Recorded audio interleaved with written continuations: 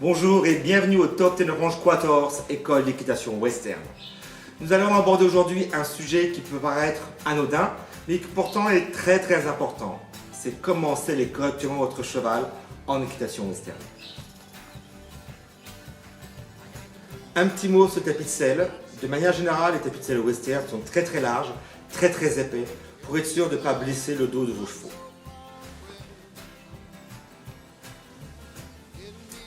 Pour sceller votre cheval, pas de chichi, pas d'hésitation, on y va franchement. On commence par le tapis de selle qu'on installe au centre du dos de votre cheval. Seconde étape, on prend la selle, on la jette sur le dos du cheval. Elle doit atterrir au ralenti sur le dos du cheval. Une fois la selle sur le dos du cheval, on va commencer à bien dégarrotter le cheval en tirant le tapis de selle vers le haut. La selle doit être placée au centre du tapis de selle.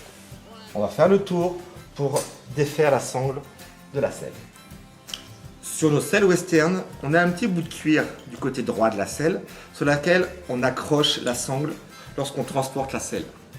On décroche la sangle, on s'assure que la sangle est bien centrée sous le ventre du cheval. Là, ma sangle est un petit peu trop courte, donc je vais rallonger d'un trou la sangle de ce côté-là, de manière à ce qu'elle soit bien symétrique sous le ventre du cheval, pour que ce soit dans un confort maximum pour le cheval. On vérifie, le centre de la sangle arrive bien au niveau du plexus du cheval, donc est bien centré. Nous allons aborder maintenant le sanglage proprement dit.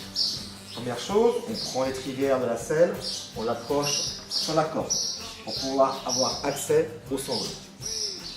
On prend la sangle sur le cheval, on défait le sanglon, je vous expliquerai ensuite comment on fait ça. On passe le sanglon dans la boucle de la sangle, on le passe à nouveau dans la boucle de la selle, la boucle de la sangle. On ne serre jamais fort la sangle lorsqu'on selle le cheval en tout début. On va sangler le cheval de manière progressive, de manière à ne pas lui apprendre à se gonfler au sanglage. Il est très fréquent de voir des cavaliers qui, lorsqu'ils sellent leur cheval, mettent la selle très en avant sur le garrot. Lorsqu'on leur demande pourquoi, personne n'a de réponse à apporter. Quand on regarde un petit peu la manière dont j'ai mis la selle de ce cheval-là, elle est très en arrière par rapport à ce qu'on voit habituellement. Lorsqu'on se souvient des galops western qu'on a passés il y a des années, sur les squelettes du cheval, on se souvient que l'omoplate du cheval vient très loin jusqu'ici, jusque-là. Il est très important d'installer la selle de votre cheval en arrière de l'omoplate de celui-ci, de manière à ne pas nuire à la mobilité de ses épaules. L'un des repères qu'on peut avoir, il faut que vous puissiez mettre une main complète entre la sangle de votre cheval et son coude. Autre chose, en équitation, quelle que soit l'équitation qu'on pratique, l'une de nos préoccupations principales, c'est d'apprendre à nos chevaux à lever le garrot de manière à pouvoir rondir son dos et pouvoir engager ses postérieurs sous la masse de manière à acquérir une meilleure locomotion.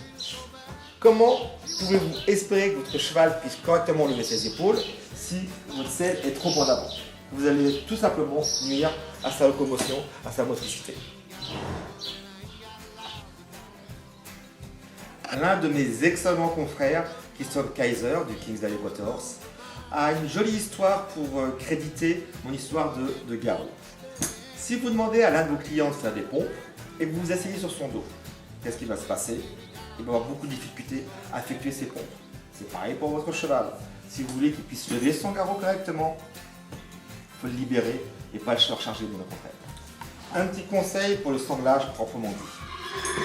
Je propose toujours aux gens de sangler les chevaux en plusieurs fois. Vous mettez la selle, vous sanglez un tout petit peu. Vous prenez au cheval, vous sortez des écuries, vous allez à la carrière pour sangler un petit peu. Vous marchez un peu dans la carrière pour sangler un petit peu. Vous montez sur cheval pour sangler un petit peu. Beaucoup de personnes, pour gagner du temps, veulent sangler en une seule fois et compriment en une seule fois la cage thoracique de leur cheval. La fois d'après, le cheval va se défendre, il va se mettre à se gonfler. Quand vous montez dessus, on fait le tour. Vous avez gagné une fois la partie vous allez la perdre le restant de la vie du cheval. Maintenant, je veux voir le nœud que l'on met en place lorsqu'on va déceler son cheval pour ranger la selle. On enlève l'ardillon, on met la sangle, et maintenant le nœud magique. Vous passez la boucle de votre sanglon dans l'anneau de la selle, de manière à avoir 5 brins à peu près identiques. Et ensuite, vous faites votre nœud de cravate.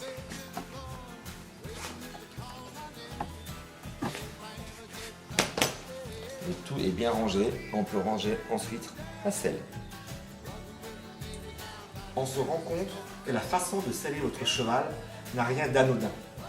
Si votre selle est trop en avant sur le garrot du cheval, celui-ci ne pourra plus lever ses épaules, ne pourra plus se mouvoir correctement, ne pourra plus rondir son dos pour vous porter correctement, il ne pourra plus rentrer ses postérieurs sur sa masse et avoir une belle locomotion. Donc la façon de mettre votre selle va énormément influer sur votre équitation.